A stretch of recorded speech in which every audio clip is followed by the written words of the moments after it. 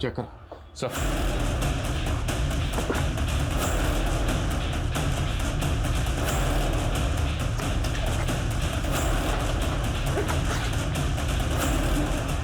Sir ये देखिए।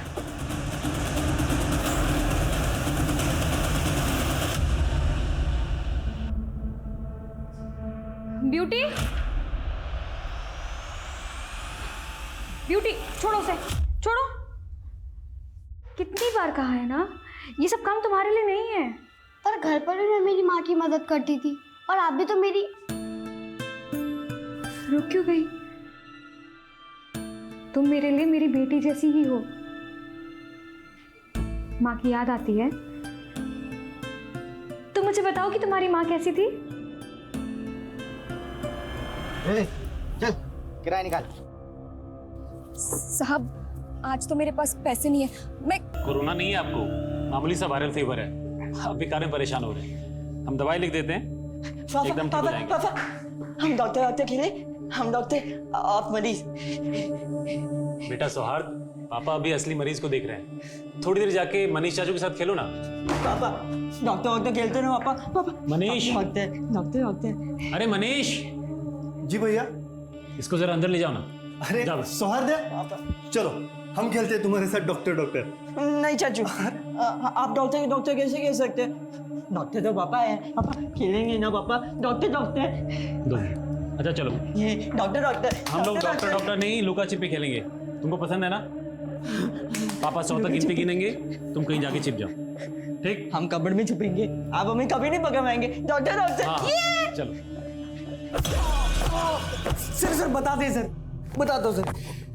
Sir वो हम दुलारी से बहुत प्यार करते हैं सर। वो शादीशुदा है लेकिन अपने पति से परेशान थी, और सर मैं पैसों की किल्लत से, इसलिए सर सोचा कि अगर पैसों का कहीं से जुगाड़ हो जाए तो हम दुलारी को लेकर कहीं दूर चले जाएंगे। इसलिए जब विजय बाबू ने हमें 5 लाख रुपए दिए तो हमें लगा कि यही सही मौका है। मौका देखकर तूने अंजलि का पहले रेप किया और फिर मर्डर किया। ऐसा मत बोलिए साहब, हम तो दिनाराम से प्यार करते हैं इसलिए उसके साथ चले आए। हमने किसी को नहीं मारा और दिनाराम ने भी किसी को नहीं मारा होगा। ये दीनाराम ये तो कबूल कर रहा है कि उसके घर से जो कैश रिकवर हुआ वो वही कैश है जो विजय ने उसे दिया था, लेकिन इस बात से साफ मना कर रहा है कि अंजलि के कत्ल और रेप से उसका कोई ताल्लुक है। दुलारी भी यही कह रही है सर, लेकिन अगर इन दोनों ने कुछ नहीं किया तो फिर किसने किया? अंजलि के घर से 50,000 कैश और तकरीबन 8 लाख की ज्वेलरी चोरी हुई थी। तो जिसने भी ये कांड किया है कैश तो उड़ा दिया होगा, पर गहने वो अभी तक संभाल के रखे होंगे। मामला ठंडा होने का इंतजार रहा होगा, लेकिन गहने बेचे जरूर जाएंगे। शहर के जितने भी ज्वेलर्स हैं सब जगह अपने आदमी तैनात करो। Okay sir. सोहाद्या कहाँ है बेटा?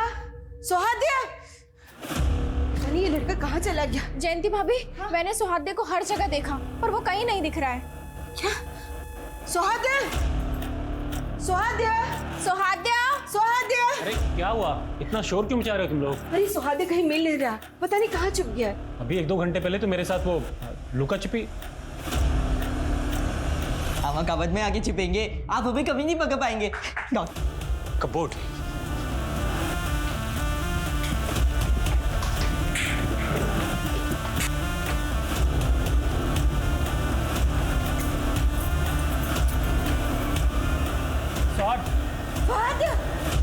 सौहार्द, मैं पानी लेकर आती हूँ। सोहाद्या बेटा को बेटा जीत गया पापा, जीत गया।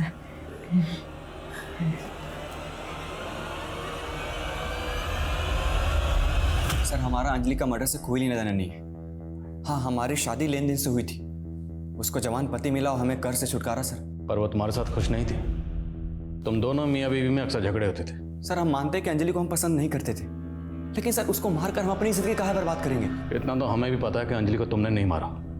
ये किसी प्रोफेशनल का काम है, किसी प्रोफेशनल सुपारी किलर का।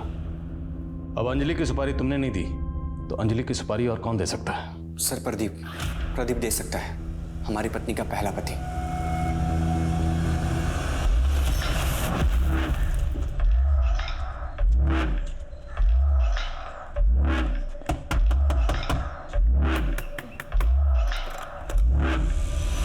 जी दीदी 2 दिन से बच्चे भूखे हैं, बहुत भूख लगी है दीदी, खाने को कुछ मिलेगा?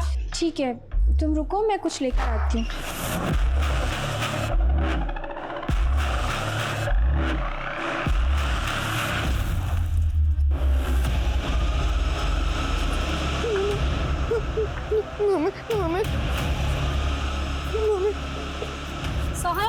सोहर, ये चोट कैसे लगी बेटा? चोट में ये खून कैसे लगा? बोलो बेटा।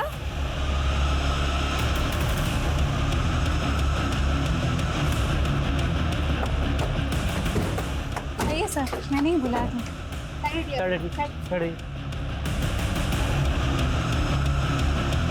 कर दे। तुम्हें पता है तुम्हारे पिताजी को किसने मारा? घर पे कोई आया था क्या? अंकल। हाँ बता बेटा, कौन आया था? भूख लगी अंकल, कुछ खाना। आज खाना खाने के बाद ना 2 से 10 तक की पहाड़ी याद करेंगे। जी माँ। तुम्हारे उम्र के बच्चे को सब कुछ आता है, लेकिन तुम भी जल्दी सीख जाओगी। बंदे, पता करो इन देवर भाभी के बारे में। सर आप यहाँ अकेली रहती हैं? हाँ, साल के 6 महीने अकेली रहती हूँ। मेरे पति मोहित मर्चेंट नेवी में है, तो 3-4 महीने में एक ही बार आते हैं। लो, तुम्हारे बाल बन गए।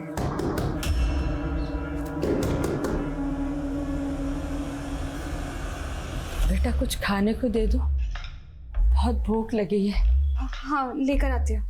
भगवान तुम्हारा भला करे।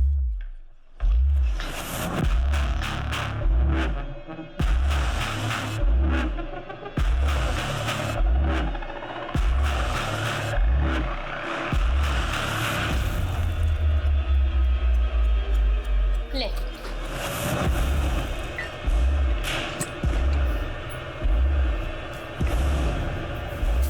चलो जाओ यहाँ से। ब्यूटी, ये क्या किया तुमने? हाँ, पानी क्यों फेंका उन पे? ऐसे नहीं करते बेटा। उनको भूख लगी थी ना, अब ये खाना उनको देना और उनसे सॉरी कहना। सॉरी। भगवान आपकी बेटी का भला करे। खुश रहो बेटा, खुश रहो। तुम्हारी बीवी और तुम्हारे भाई के बीच अफेयर चल रहा, ये बात पता थी ना तुमको? क्या बकवास कर रहे हैं सर आप? ये सब झूठ है। रूपा और अजीत भैया के बीच एक पवित्र रिश्ता था। जैसे तुम्हारा और तुम्हारे भाभी के बीच में। बताओ कहाँ है तुम्हारे क्राइम पार्टनर, तुम्हारी भाभी जयंती? बताओ। ना हमने कोई क्राइम किया है, ना जयंती भाभी ने। वो तो अपने मायके गई हुई है। हाँ सर, हम अपने मायके गए हुए थे। आपके देवर मनीष का कहना है कि आपके पति और आपकी देवरानी रूपा के बीच कोई गलत संबंध नहीं थे। झूठ बोल रहे हैं सर, मनीष भाई साहब को सब पता था।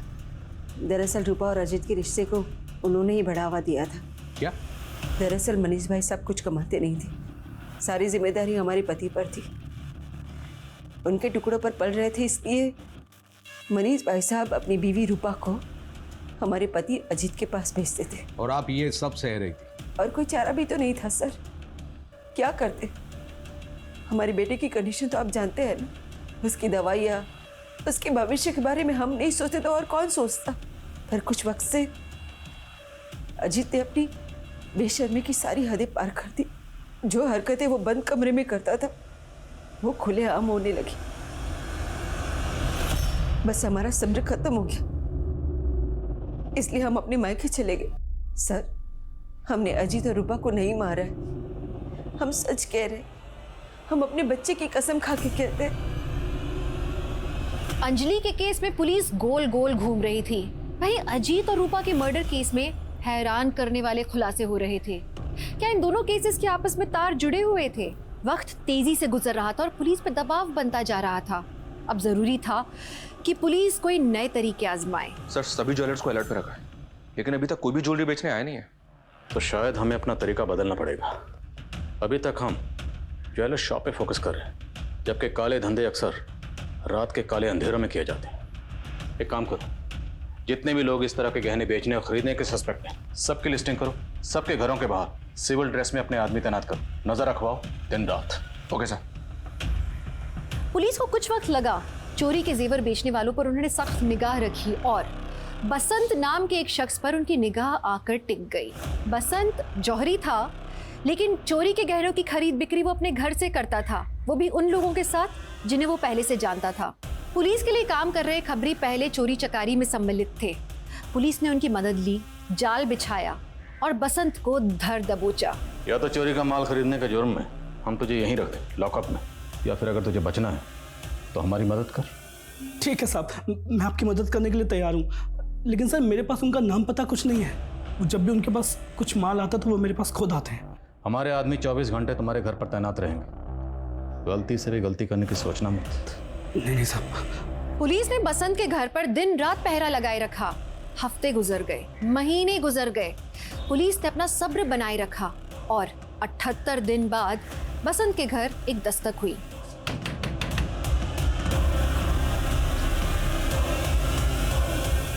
बसंत भाई से मिलना। अरे कौन है साहब, कौन है? विशाल चेक करो थाला।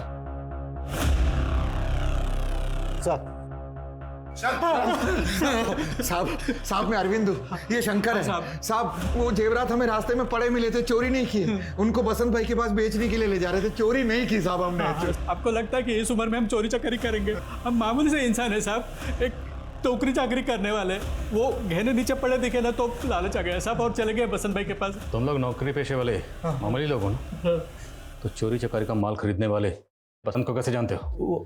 हुआ क्या?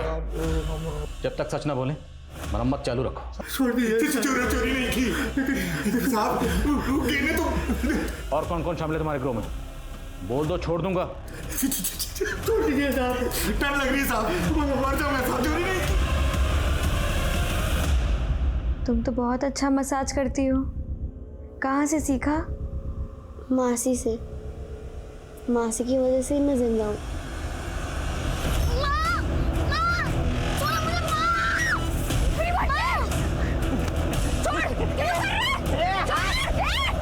साल की एक बच्ची नैना जी के साथ रह रही थी, लेकिन अब वो गायब है। सर बहुत ब्रूटली मर्डर किया गया है। अंजलि के जैसा सिमिलर केस है। लूट हुई है, एक से ज़्यादा लोगों ने रेप किया है और सर गला बिल्कुल वैसे ही काटा गया है जैसे अंजलि का काटा गया था। और सर इनके पड़ोसियों के घर को भी बिल्कुल वैसे ही लॉक किया गया है जैसे मर्डर वाले दिन अंजलि के पड़ोसियों के घर को किया गया था। अंजलि के केस को अभी तक हम पर्सनल वेंडेटा का केस समझ रहे थे, बट आई थिंक ये दोनों केसेस पर्सनल नहीं, किसी प्रोफेशनल ग्रुप का काम है।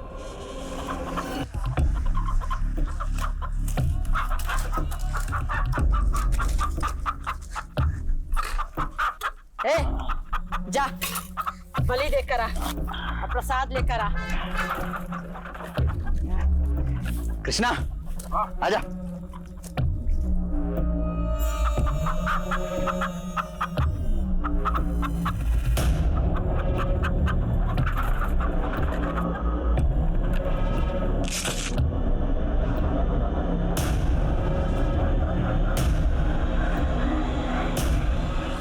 लो अम्मा।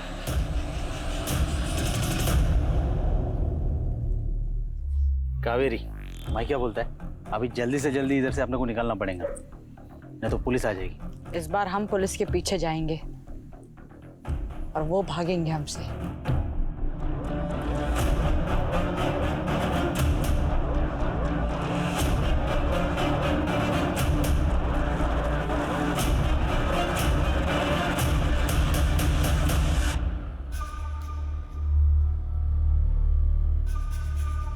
अरे आस्था मैडम, आप थाने जा रही हैं? हाँ, ऑटो का वेट कर रही थी। अरे मैं भी थाने जा रहा हूँ, आइए ना, छोड़ता हूँ मैं आपको।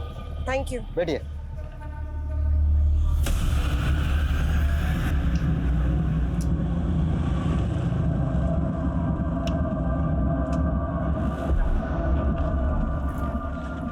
मैम, टायर पंक्चर हो गया।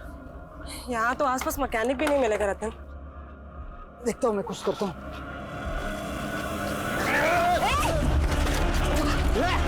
हमारे पास है, पुलिस हमारा कुछ नहीं बिगाड़ पाएगी। एक बार हम लोग यहाँ से निकल जाएं, फिर तेरे को जो करना है कर लेना।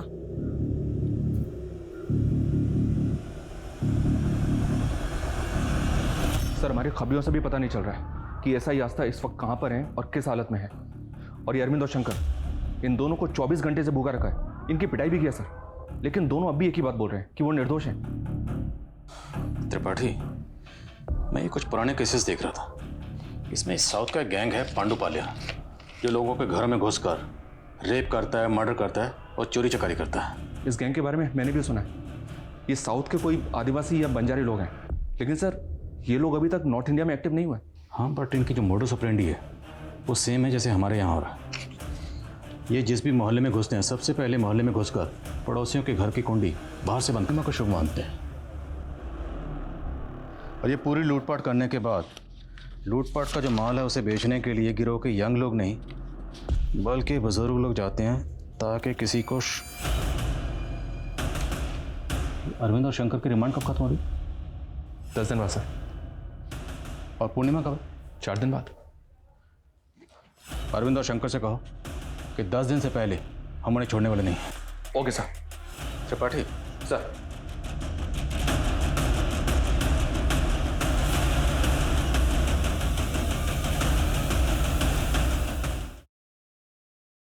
साल में एक बार आती है, जब पृथ्वी चंद्रमा के बहुत करीब होता है। पता है भाई, मुझे इसलिए साहब को तो पहले से बोल के रखा हूँ कि शरद पूर्णिमा की पूजा की छुट्टी मुझे चाहिए। शाबाश सर, छुट्टी बुलाता है पूजा की। सब शरद पूर्णिमा की छुट्टी चाहिए सर। सब लोग शरद पूर्णिमा पे छुट्टी मांगेंगे तो थाने में कौन बैठेगा? हाँ साहब 1 मिनट आइए ना। साहब बात सुनिए साहब। क्या हुआ? क्यों साहब सब चिल्ला रहे हो? हाँ? हम लोगों को कब छोड़ेंगे? 6-7 दिन लगेंगे साहब। बहुत देर हो जाएगी साहब, 1-2 दिन में छोड़ दीजिए ना। अभी इनको जो बोला सुना नहीं तुमने? कम से कम 6-7 दिन लगेंगे, समझ में आया? साहब हम आपकी मदद करने को तैयार हैं, पर आपको भी हमारी एक शर्त माननी होगी।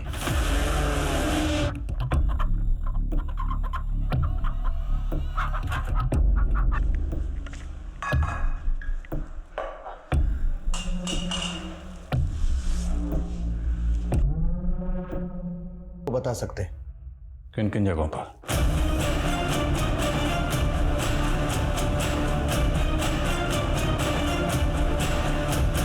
सर, ये ऐसा ही आस्था को पांडुपालिया गैंग ने किडनैप किया है। उनका एक धमकी भरा लेटर भी मिला है। उस लेटर में लिखा है कि उनका अगला टारगेट आप है।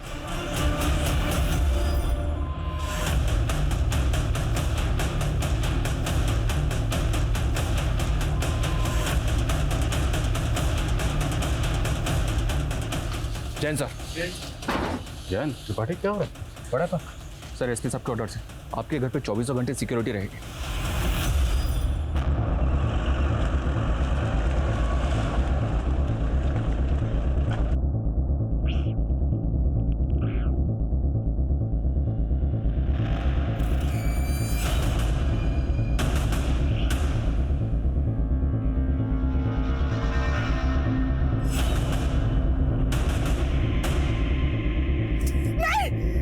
पूर्णिमा खून से नहाऊंगा मैं।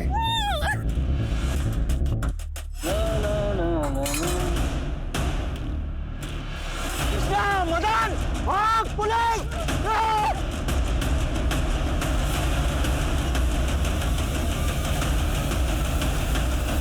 थे। ये गैंग एक मोडस ऑपरेंडी पर काम करता था। औरत और बच्चे जगह जगह पर घूमकर ऐसे घरों का पता लगाते थे जहां सदस्य कम हो या जहां बुजुर्ग रहते हो या औरत अकेली रहती हो। ये इनके इजी टारगेट होते थे। पूछताछ में गिरोह के एक सदस्य ने बताया कि आमतौर पे वो उन घरों को निशाना बनाते थे जो मोहल्ले के आखिरी में हो या जो नदी और मैदानों के पास हो, जहाँ से भागने में आसानी हो। मैं इस बात को अच्छी तरह से समझती हूँ कि हमारे समाज का एक बहुत बड़ा तबका है जिसके साथ सालों से नहीं दशकों से अन्याय हुआ है और उन्हें अपनी जिंदगी को बेहतर बनाने का मौका कभी मिला ही नहीं। लेकिन इसका मतलब ये कतई नहीं कि कोई जुर्म का रास्ता इख्तियार कर ले। इस तरह से तो पिछड़ा वर्ग और पिछड़ा हो जाएगा और पिछड़े वर्ग का हर सदस्य मुजरिम बन जाएगा। लालच एक ऐसा नशा है जो ज़मीर पर हावी हो जाता है। इंसान सही और गलत के बीच में अंतर नहीं कर पाता, कहाँ रुकना चाहिए वो समझ नहीं पाता। ऐसे गैंग्स लोगों की जिंदगियां बर्बाद कर देते हैं, लोगों का सांस लेना मुश्किल कर देते हैं। आज पुलिस की पुरजोर कोशिशों के बाद पांडुपालिया गैंग का आतंक कम हो गया है। इस खौफनाक गैंग को रोकने के लिए यूपी पुलिस ने जो दिलेरी दिखाई वो सराहनीय है। टीम क्राइम पेट्रोल की तरफ से मैं आज उनकी बहादुरी को सलाम करना चाहती हूँ। आप सतर्क रहें, सुरक्षित रहें। इसी आशा के साथ मैं दिव्यांका त्रिपाठी दहिया अब लेती हूँ आपसे विदा। फिर मिलूंगी अगले केस के साथ। आप देखते रहें क्राइम पेट्रोल सतर्क।